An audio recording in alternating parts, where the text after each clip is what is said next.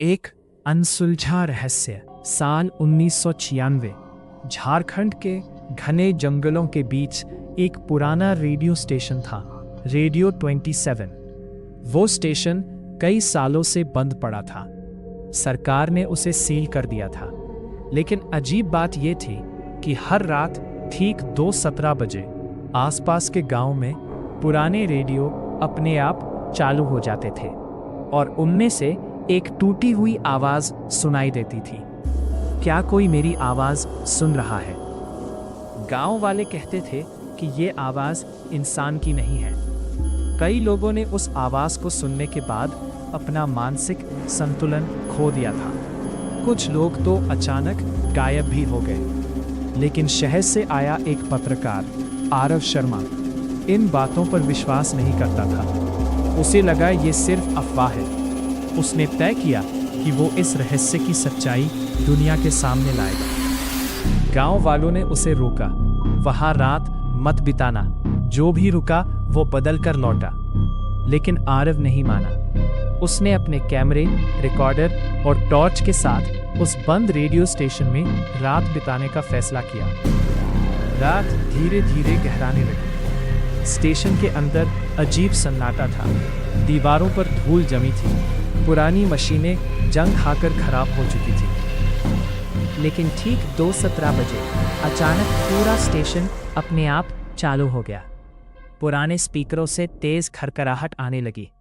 लाल रंग की लाइटें चमकने लगी और फिर एक लड़की की धीमी आवाज सुनाई दी, मुझे यहां से निकालो। आरव के हाथ कांप गए। आवाज स्टेशन के नीचे से आ रही थी। वो धीरे धीरे नीचे गया। उसे वहां एक लोहे का पुराना दरवाजा दिखाई दिया, जिस पर मोटी जंग लगी हुई थी, जैसे किसी ने उसे सालों पहले बंद कर दिया हो। बहुत कोशिश के बाद उसने दरवाजा खोला। अंदर सिर्फ एक कुर्सी थी, एक पुराना माइक्रोफोन और दीवार पर लाल रंग से लिखा था ऑन एयर। कमरे की हवा बेहद ठंडी थी। तभी आरव को पुरानी फाइलें मिली। उन्हीं फाइलों से उसे पता चला कि साल 1983 में यहाँ एक रेडियो होस्ट काम करती थी, रिया। रिया की आवाज़ पूरे इलाके में मशहूर थी। लेकिन एक रात लाइव शो के दौरान अचानक उसकी चीख सुनाई दी। फिर प्रसारण बंद हो गया। जब लोग स्टेशन पहुंचे, रिया गायब थी।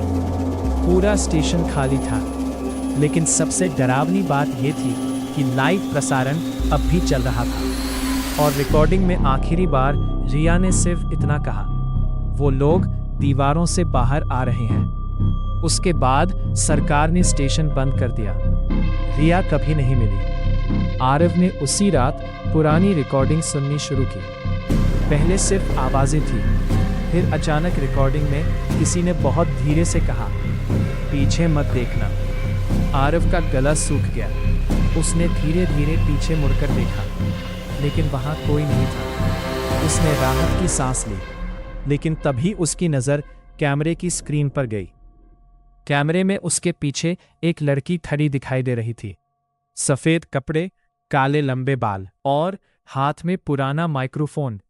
वो धीरे धीरे मुस्कुरा रही थी। आरव डर के मारे पीछे हटा। अचानक पूरे कमरे की लाइट बंद हो गई। चारों तरफ अंधेरा फैल गया। फिर उसी अंधेरे में उसे किसी के कदमों की आवाज सुनाई दी, तक तक तक। और फिर किसी ने उसके कान के बिल्कुल पास फुसफुसाया, अब तुम भी यही रहोगे। उसके बाद कैमरा बंद हो गया। अगली सुबह पुलिस स्टेशन पहुंची। कमरा खाली था। आरव कहीं नहीं मिला। सिर्फ उसका कैमरा पड़ा था। जब पुलिस ने कैमरे की आखिरी रिकॉर्डिंग देखी तो उसमें आरव धीरे धीरे माइक्रोफोन के सामने बैठता दिखाई दिया। उसकी आंखें पूरी काली हो चुकी थी। फिर उसने कैमरे की तरफ देखकर कहा, अब अगला प्रसारण तुम्हारे लिए होगा। वीडियो वहीं खत्म हो गया। आज भी झारखंड के कई गांव में लोग दावा करते हैं कि रात ठीक 2:17 बजे पुराने रेडियो अपने आप चालू हो जाते हैं और उनमें से वही आवाज़ सुनाई देती है, क्या कोई मेरी आवाज़ सुन रहा है?